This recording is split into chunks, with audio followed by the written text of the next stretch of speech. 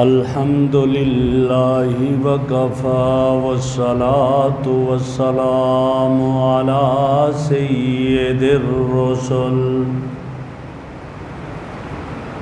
والصلاة والسلام علی سید الرسل وخاتم الانبیاء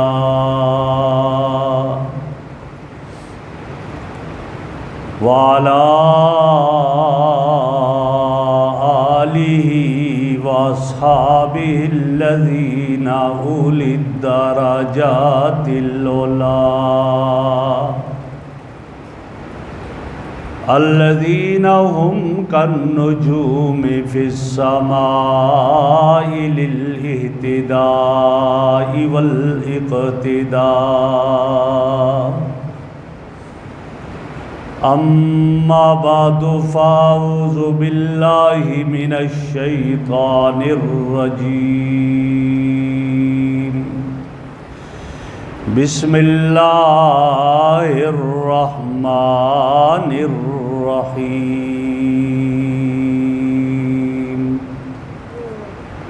ظہر الفساد فی البر والبحر بما کسبت ایدی الناس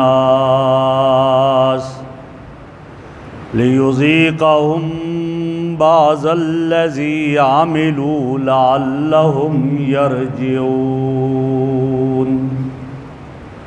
وقال رسول اللہ صلی اللہ علیہ وسلم بادروا بالاعمال فتنا كقطع الليل المظلم او كما قال عليه الصلاة والسلام صدق الله مولانا العظيم وصدق رسوله النبي الكريم ونحن على ذلك لمن الشاهدين والشاكرين والحمد للہ رب العالمین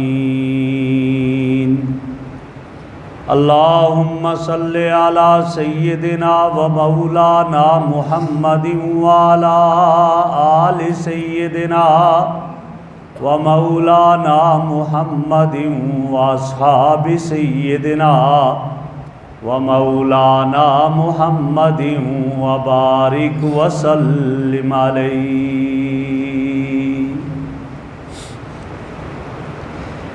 انتہائی قابل صد احترام بزرگوں اور عزیز دوستوں، قرآن کریم کا جو حصہ میں نے تلاوت کیا،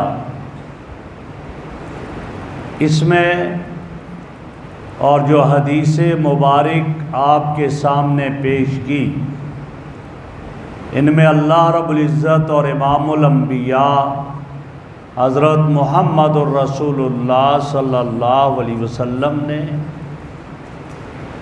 ان چیزوں کا ذکر کیا ہے اور ان مصائب اور ان آلام اور ان مصائب اور ان پریشانیوں اور آفات کا جس میں آج یہ امت اجتماعی طور پر بھی مبتلا ہے اور انفرادی طور پر بھی ہر شخص مبتلا ہے۔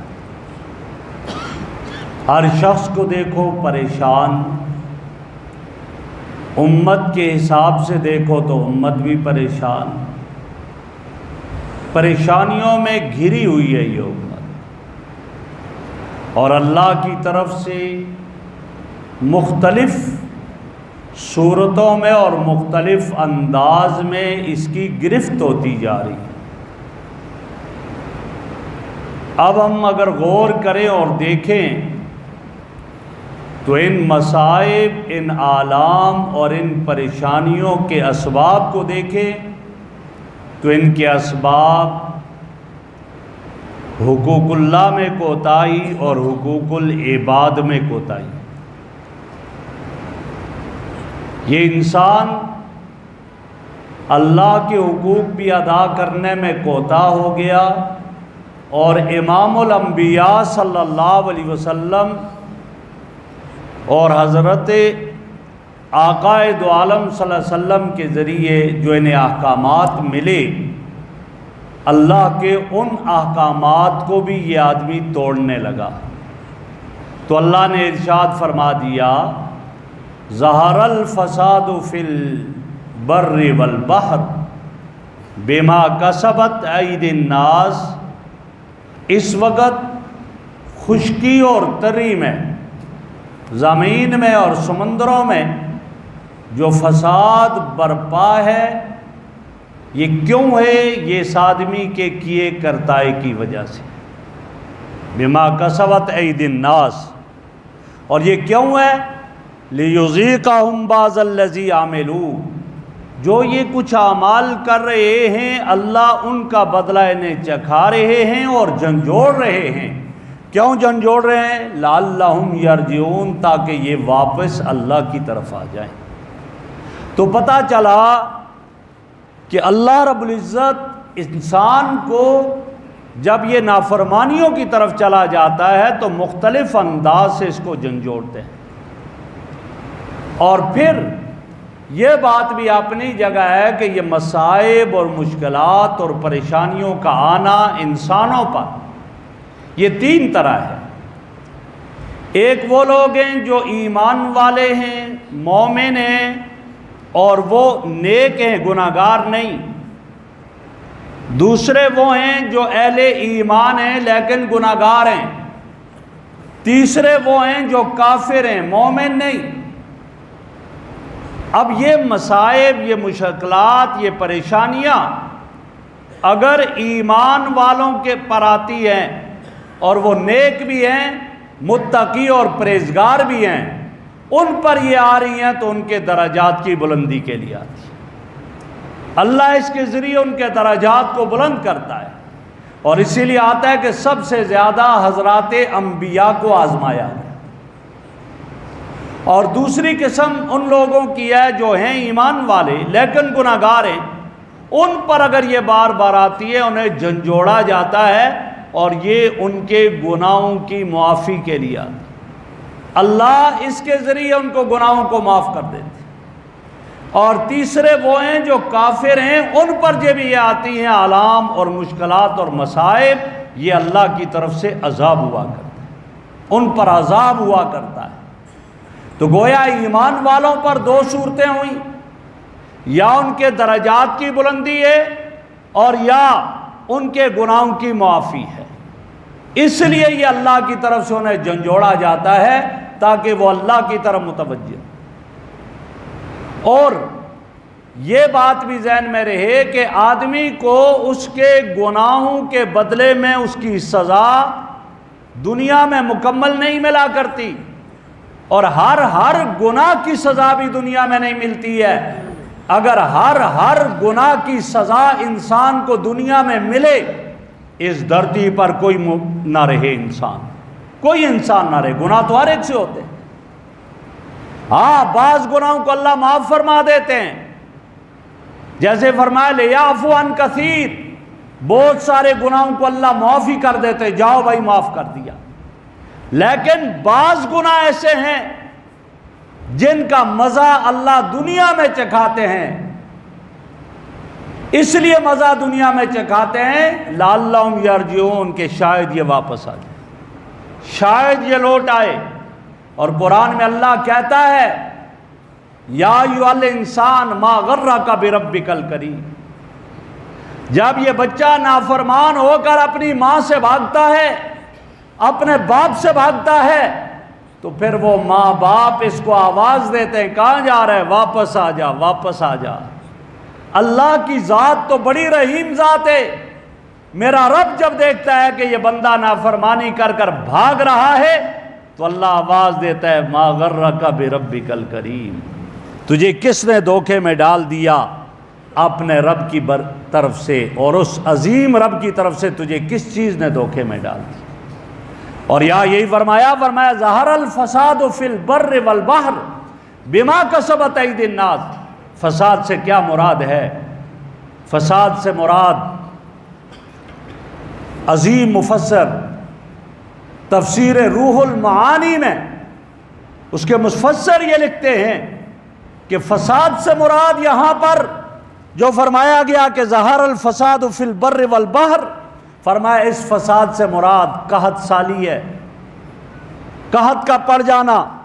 اسی طرح فرمایا بیماریوں کا پھیل جانا، وبائی امراض کا پھیل جانا، کثرت سے آگ لگنا، کثرت سے لوگوں کا پانی میں ڈوب کر ہلاک ہو جانا۔ اور فرمایا اسی طرح اس فساد سے یہ بھی مراد ہے کہ ہر چیز کی برکت کا مٹ جانا، برکتیں ختم ہو جاتی ہیں، وہ چیزیں جو نفع والی تھی ان کا نفع کم ہو جاتا ہے اور نقصان زیادہ ہو جاتا ہے۔ فرمایا یہ فساد ہے۔ تو پتہ چلا ایک آدمی، اس کے اگر مال میں برکت نہیں رہی تو اس کے گناہوں کی وجہ سے نہیں رہی۔ ایک آدمی اگر یہاں زیادہ یہ ہونے لگ گئے واقعات تو یہ فرمایا ان گناہوں کی وجہ سے یہ واقعات ہو رہے ہیں، لہذا یہ کیفیت ہوگی۔ اور قرآن مجید میں اسی کی طرف دوسری جگہ ارشاد فرمایا وَمَا أَصَابَكُم مِّن مُّصِیبَةٍ فَبِمَا كَسَبَتْ أَیْدِیکُم، جو تمہیں بھی کوئی تکلیف پہنچی تمہارے آپ نے کرتوتوں کی وجہ سے پہنچی ہے۔ اور آگے فرمایا وَیَعْفُو عَن کَثِیر، اور بہت سارے گناہوں کو اللہ معاف بھی کر دیتے ہیں۔ تو یہ اللہ رب العزت کے رحم و کرم پر ہے۔ اللہ جن گناہوں کو چاہیں معاف کر دیں اور اللہ جن کے چاہیں بدلے میں سزا دیں، لیکن وہ سب کے بدلے میں سزا نہیں ہوتی، اور وہ کامل سزا دنیا میں نہیں ہوتی۔ وہ کبھی کبھی اللہ جھنجھوڑتے ہیں، کچھ مصیبتیں آتی ہیں، ورنہ ان کا بدلہ آخرت میں پورا پورا ملے گا گناہوں کا، اور ان کی سزا ساری کی ساری وہ آخرت میں ملے گی۔ دنیا میں تو کبھی کبھی جھنجھوڑا جائے گا، کبھی زلزلہ کروا کر کے تھوڑا اللہ بتاتے ہیں کہ ہاں بھائی بھاگتے ہوئے گھر سے نکلتے ہیں، اس وقت کلمہ یاد آتا ہے، اس سے پہلے کلمہ یاد نہیں آتا۔ کبھی اللہ رب العزت اولے برساتے ہیں، اور اتنے بڑے بڑے اولے برساتے ہیں کہ اب لوگ تڑپ کر کہتے ہیں جی یہ کیا ہو گیا، اس لیے کہ یہ ملک تو بنا اسلام کے نام پر، دارالخلافے کا نام تو بنا اسلام آباد، لیکن اسلام نظر نہ آیا۔ اسلام آباد کے ہوٹلوں میں دیکھو، اسلام آباد کے روڈوں پر دیکھو، اسلام آباد کے کلبوں میں دیکھو، بے حیائی اور برائی کی وہ مثالیں ہو چکی ہیں کہ دنیا اس سے شرمانے لگی ہے، لیکن اسلام آباد میں یہ سب کچھ ہو رہا ہے، اور حکمرانوں کی ناک کے نیچے ہو رہا ہے، یہ سب کچھ ہو رہا ہے۔ پھر وہاں کیوں نہ اولے برسیں، پھر وہ پتھروں کی طرح کیوں نہ اولے برسیں، پھر تو یہ کیفیت ہوتی ہے۔ میرا رب تھوڑا تھوڑا جھنجھوڑ کر بتا رہا ہے کہ میرے بندے، میری آنکھوں سے کوئی اوجل نہیں، میں سب کچھ دیکھ رہا ہوں، میں ابھی بھی تمہیں ڈھیل دیتا ہوں۔ ورنہ پہلی امتوں کو پڑھو، عذاب کیوں آئے ہیں، جو جو ان میں عذاب کے اسباب تھے آج وہ پورے کے پورے اس امت میں پائے جاتے ہیں۔ پھر چاہیے تھا پتھروں کی بارش ہو، یہ امت غرق ہو جائے، اٹھا کر آسمانوں پر لے جا کر الٹا پٹک دیا جائے۔ یہی تو ہے قوم لوط میں کیا تھا، جب ہی تو اس کو اٹھایا بستی کو آسمانوں پر لے جا کر الٹا کر کے لٹکا دیا گیا۔ قوم شعیب میں کیا تھا، قوم صالح میں کیا تھا، سمود اور عاد میں کیا تھا، وہی تو میرے اور تیرے ملک میں، میرے اور تیرے دارالخلافہ اسلام آباد میں ہو رہے ہیں۔ ہونا تو یہ تھا کہ اس کو آسمانوں پر لے جا کر الٹا کر کے لٹکا پٹک دیا جاتا، لیکن پھر بھی میرا رب ابھی ڈھیل دے رہا ہے۔ کیوں ڈھیل دے رہا ہے؟ میرے محبوب کی دعا کے صدقے میں، میرے محبوب کی دعا کے صدقے میں۔ میرے محبوب نے کیا دعا کی تھی؟ اللہ پہلی امتوں کا یہ حال تھا کہ رات کو کوئی گناہ کرتا، صبح دروازے پہ لکھ دیا جاتا اس نے آج رات کو یہ گناہ کیے ہیں۔ بیٹا باپ کے کرتوتوں کو دیکھتا، باپ بیٹے کے کرتوتوں کو دیکھتا، بیوی شوہر کے کرتوتوں کو معلوم کرتی، شوہر بیوی کے کرتوتوں کو معلوم کر لیتا۔ یہ کیفیت ہوتی تھی، باپ بیٹی کے کرتوتوں کو معلوم کر لیتا تھا، یہ حال ہوتا تھا۔ اللہ میری امت کے ایمان والوں کو اس طرح رسوا نہ کرنا، ان کے گناہوں کو ان کے دروازوں پر نہ لکھنا، نہ رات کے گناہوں کو نہ دن کے گناہوں کو۔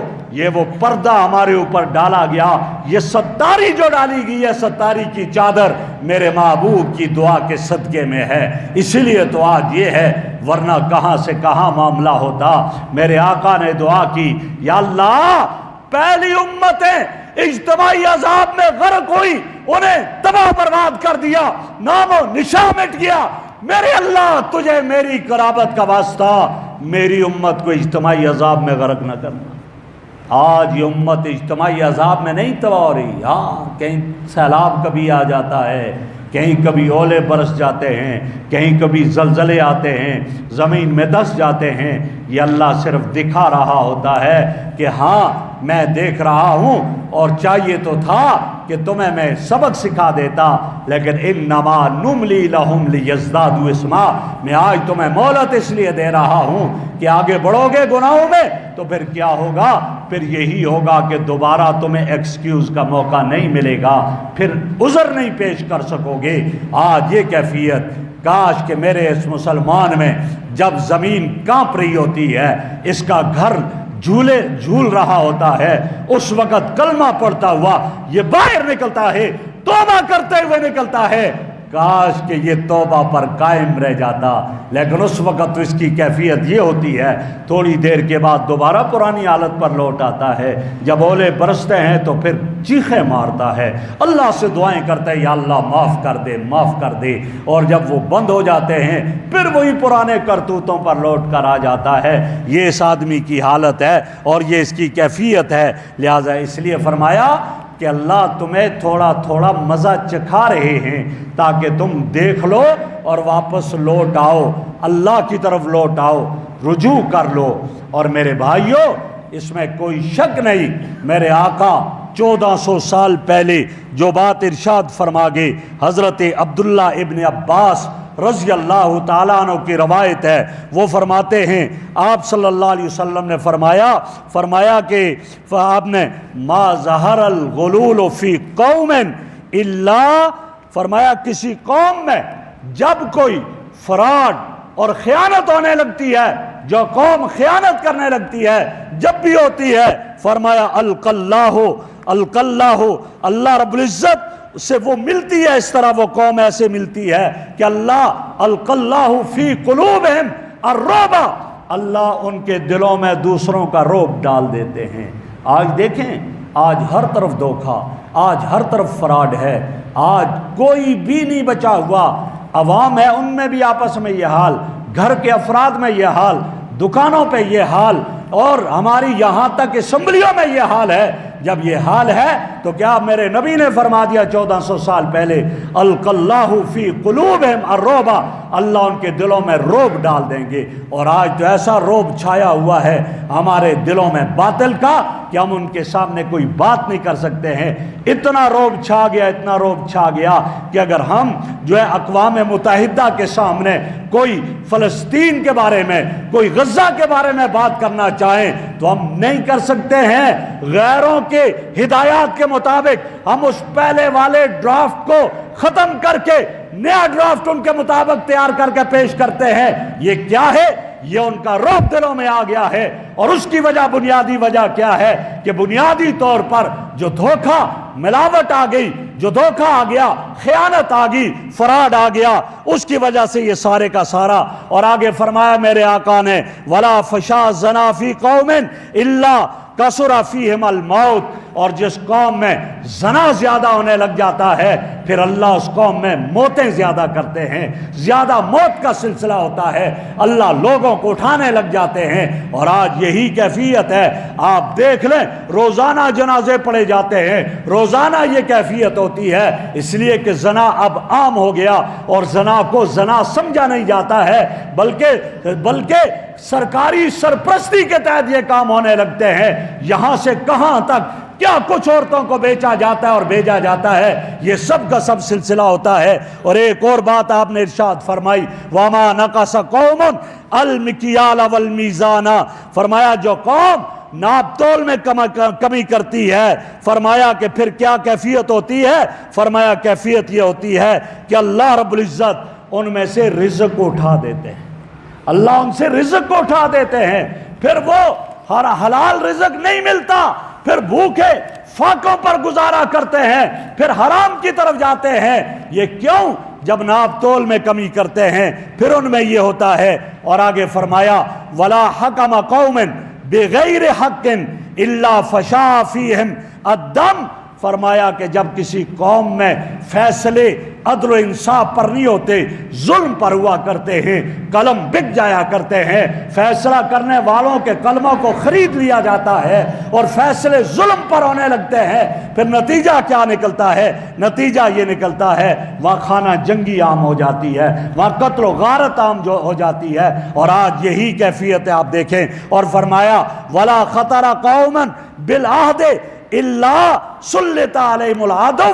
فرمایا جب کوئی قوم اللہ سے کیے ہوئے وعدے کو توڑ دیتی ہے اور اللہ کے نبی سے کیے ہوئے وعدے کو توڑ دیتی ہے، وعدہ کیا تھا الست بربکم قالوا بلا، کیوں نہیں آپ ہمارے رب ہیں، لا الہ الا اللہ محمد رسول اللہ پڑھ کر عہد کیا تھا اللہ تیرے حکموں پر چلیں گے، تیرے محبوب کے طریقوں پر چلیں گے. فرمایا جب یہ قوم ان چیزوں کو توڑ دیتی ہے پھر اللہ اس پر دشمن کو مسلط کرتے ہیں. اور دشمن کیسا مسلط ہوتا ہے؟ پھر اس کی مملوکہ چیز، ان کے مالوں پر بھی غیروں کا قبضہ ہوتا ہے. آج آپ دیکھ لیں میری اور آپ کی اسمبلی سے قرآن کے خلاف فیصلے ہوتے ہیں، میرے اور آپ کی ملک لا الہ الا اللہ کے نام پر بننے والے کی سینٹ سے قرآن اور حدیث کے خلاف فیصلے ہوتے ہیں. جب قرآن اور حدیث کے خلاف فیصلے ہوتے ہیں پھر اللہ نے غیروں کو ان کے مالوں پر مسلط کر دیا. اب IMF جو کہے گا وہ مالک ہے پھر بات ہوگا، ورلڈ بینک جو کہے گا وہ مالک ہے پھر بات ہوگی، امریکہ جو کہے گا وہ مالک ہے پھر بات ہوگی. اب یہ اپنے ان پر بھی نہیں، پہلے اعلان کرتے ہیں کہ عالمی منڈی میں پیٹرول سستا ہو گیا، ہم انشاءاللہ رات کو 12 بجے قوم کو ریلیف دیں گے اور خوشخبری سنائیں گے. ادھر سے کہا جاتا ہے تار کھینچی جاتی ہے، کون ہو تم؟ ہمارے غلام ہو، خبردار تم نے ایسا کیا. تو پھر اگلا بیان آتا ہے جی ہم تو اس کا ریلیف انشاءاللہ بلوچستان کے روڈ پر دے دیں گے. پھر یہ ہوتا ہے کیوں؟ جو عہد اللہ اور اس کے نبی کے ساتھ کیا تھا جب عوام توڑتی ہے، حکمران توڑتے ہیں، میرے اللہ دوسروں کا ان کو غلام بنا دیتے ہیں اور دوسرے ان کے مالک بن جاتے ہیں. پھر وہ جو کہتے ہیں، جو وہ فیصلے کرتے ہیں، ان فیصلوں کو قبول کیا جاتا ہے اور ان کو تسلیم کیا جاتا ہے. آج یہ حال میرے اور آپ کے ملک میں ہو چکا ہے. آج کیفیت کیا ہے؟ ہر طرف دیکھو پریشانی پریشانی. میرے آقا نے ارشاد فرمایا، سیدنا حضرت ابو ہریرہ رضی اللہ تعالیٰ عنہ کی روایت ہے، فرمایا آقا دو عالم صلی اللہ علیہ وسلم نے عزت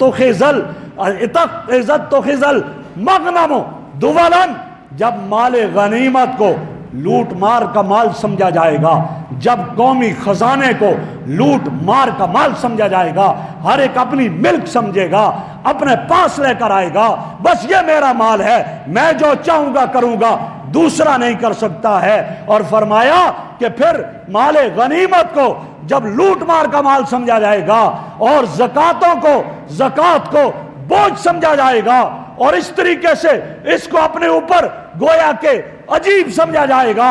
اور فرمایا کہ وہ وقت بھی آئے گا کہ جب آدمی جو ہے اپنی ماں کی بات نہیں مانے گا، بیوی کا غلام بن جائے گا اور باپ سے دور ہوگا، دوست کو قریب کرے گا، یہ میرا دوست ہے، یہ میرے قریب ہو. باپ کون ہوتا ہے؟ باپ کو گھر سے نکال دے گا، میرا دوست میرے گھر میں آئے گا. اور جب قوم کا ذلیل ترین، قوم کا سربراہ بن جائے گا، اور جب مسجدوں میں آوازیں بلند ہونے لگ جائیں گی، اور جب گھروں میں گانے والیاں عام ہو جائیں گی، اس وقت 1400 سال پہلے بتا دیا. ہم سمجھتے تھے حدیث میں گانے والیاں کیسے عام ہو جائیں گی، ان کی حفاظت کیسے ہوگی.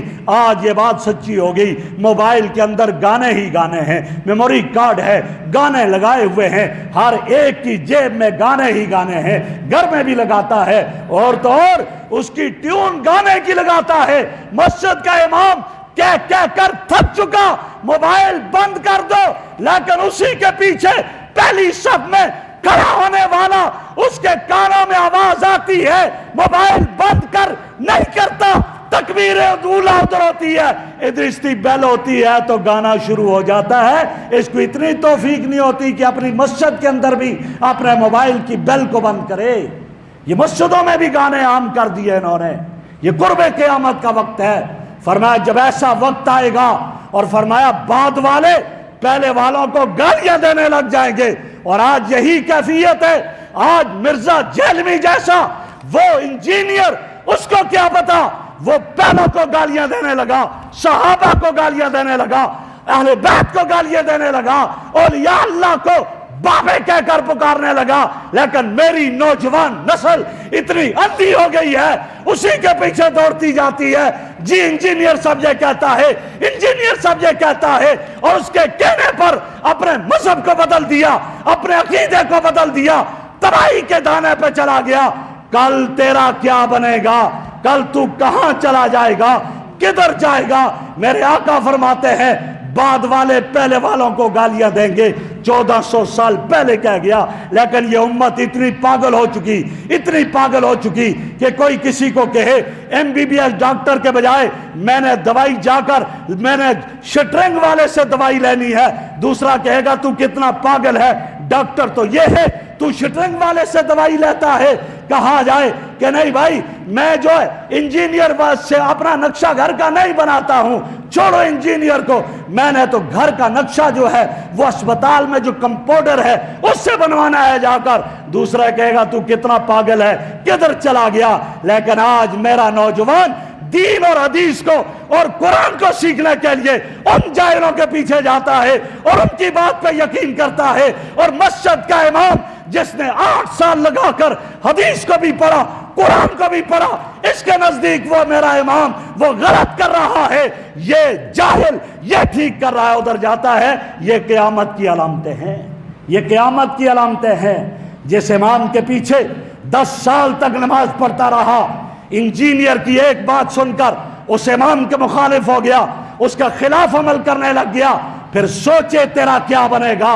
کیا انجینئر تیرے دین کا محافظ ہے، یا وہ مولوی محافظ ہے جس نے قرآن کو سمجھا ہے، جس نے حدیث کو سمجھا ہے؟ کدھر چلا گیا؟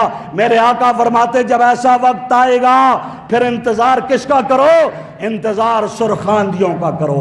سرخ آندھیاں چلنے لگیں گی، ایسی آندھیاں چلیں گی تمہارے گھروں کو اڑا کر لے جائیں گی، اور یہی کیفیت ہے۔ فرمایا پھر انتظار کرو کس بات کا؟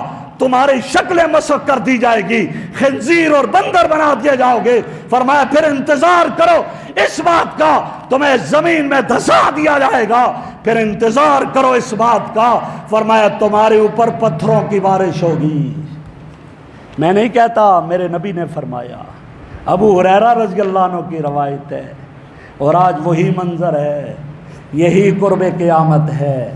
اب پتھروں کے برسنے کا انتظار کر لو، اب آندھیوں کے چلنے کا انتظار کر لو، اب انتظار کرو، وقت قریب ہے، سب کچھ ہو جائے گا۔ اس لیے میں عرض کر رہا ہوں کہ بھائی یہ پریشانی آج امت ان پریشانیوں میں مبتلا ہے، ان سے بچے کیسے؟ بچنے کا کیا طریقہ ہے؟ جن کو اللہ نے محفوظ کیا ہوا ہے وہ اللہ کا شکر ادا کریں، اللہ کا شکر، کوئی نہ کوئی نعمت تو اللہ کی ہے نا ہمارے اوپر، اللہ کا شکر ادا کریں گے۔ لئن شکرتم لازیدنکم، اللہ مصیبتوں سے بچائیں گے، نعمتیں زیادہ کریں گے۔ حضرت موسیٰ علیہ السلام کوئی طور پر جا رہے ہیں، ایک آدمی راستے میں ملا، کہاں جا رہے ہو؟ کہا اپنے رب سے ملنے جا رہا ہوں۔ کہا میرے پاس کھانے کے لیے بھی کچھ نہیں، پینے کے لیے بھی کچھ نہیں، پہننے کے لیے بھی کچھ نہیں، رہنے کے لیے مکان نہیں، ذرا میری سفارش کر دینا اللہ سے۔ فرمایا ٹھیک ہے۔ موسیٰ علیہ السلام کوئی طور پر پہنچے، اللہ سے ملاقات، ہم کلام ہوئے، یا اللہ راستے میں ایک آدمی ملا، وہ کہتا ہے کھانے کے لیے بھی کچھ نہیں، پینے کے لیے بھی نہیں، پہننے کے لیے بھی نہیں ہے، اور گھر بھی نہیں ہے رہنے کے لیے، مجھے کچھ دے دے۔ ذرا غور کرنا اللہ نے کیا فرمایا، میرے موسیٰ اس کو کہہ دو میری نعمتوں کا شکر ادا کرے، میں اس کو زیادہ دوں گا۔ واپس آئے موسیٰ علیہ السلام، کیا ہوا؟ فرمایا اللہ کی نعمتوں کا شکر ادا کرو، اللہ دے گا۔ میرے بھائی وہ بھی آج کے زمانے کا کوئی ہوا ہے، کیا کہتا ہے؟ کہتا ہے مجھ پر کیا نعمت ہے اللہ کی؟ کوئی نعمت تو بتاؤ میں شکر ادا کروں، مجھ پر تو کوئی نعمت نہیں۔ اچھا وہ کس میں تھا؟ وہ ریت کے اندر گھسا ہوا تھا، ننگا تھا نا، ریت میں گھسا ہوا تھا اور اس کے جسم پر ریت ٹھہری ہوئی تھی۔ جب اس نے یہ کہا مجھ پر نعمت کیا ہے، کوئی نعمت تو بتاؤ میں شکر ادا کروں، اس کے جسم سے ریت گرنے لگی نیچے، ریت اترنے لگی۔ اب سمجھ آئی کہ ہاں یہ ریت کا جسم پر ٹھہرنا بھی اللہ کی نعمت تھی۔ میں اور آپ غور کریں، کیا ہمارے اوپر کوئی نعمت تھی اللہ کی؟ اتنی نعمتیں ہیں میں اور آپ تصور نہیں کر سکتے۔ اللہ کی نعمتوں کا شکر ادا کریں گے، میرا رب ہمیں جو ہے نوازے گا، اور اس کے ساتھ ساتھ نبی اکرم صلی اللہ علیہ وسلم کی اتباع کریں۔ آپ کی اتباع کریں گے تو اللہ بہت کچھ عطا کرے گا، اور اگر اللہ کے نبی کی اطاعت نہیں ہوگی محروم ہو جائیں گے۔ آپ صلی اللہ علیہ وسلم تشریف فرمائیں، ایک بچہ بائیں ہاتھ سے کھا رہا ہے، آپ نے فرمایا کل بیمینہ کا، دائیں ہاتھ سے کھاؤ۔ کیا کہتا ہے جواب میں؟ اس نے کہا میں نہیں کھا، تکبر میں کہا اس نے، میں نہیں کھا سکتا ہوں، جیسے آج ہم بھی شادیوں پہ جاتے ہیں تو بائیں ہاتھ سے، چلو جی، کہا نہیں کھا سکتا ہوں۔ جب یہ کہا نہیں کھا سکتا ہوں، لا استطیع، میرے آقا نے فرمایا جا خدا تجھے طاقت ہی نہ دے، طاقت ہی نہ دے۔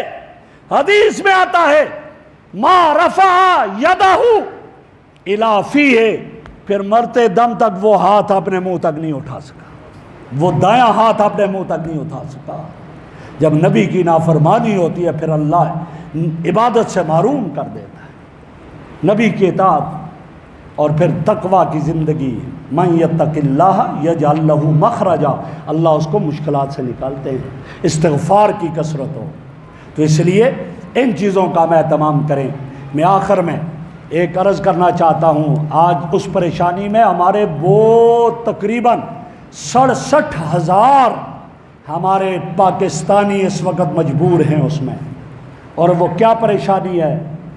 وہ پریشانی وہ ہے کہ وہ ہمارے حاجی جنہوں نے پیسے جمع کیے اور سعودیہ تک پہنچا دیے، لیکن ہماری حکومت، ہمارے مذہبی امور کے سیکٹری کی نااہلی کی وجہ سے ان کا معاملہ رک گیا، اور اس وقت وہ 67,000 وہ پرائیویٹ طور پر حج کرنے والے، وہ حاجی، وہ پریشانی میں مبتلا ہیں۔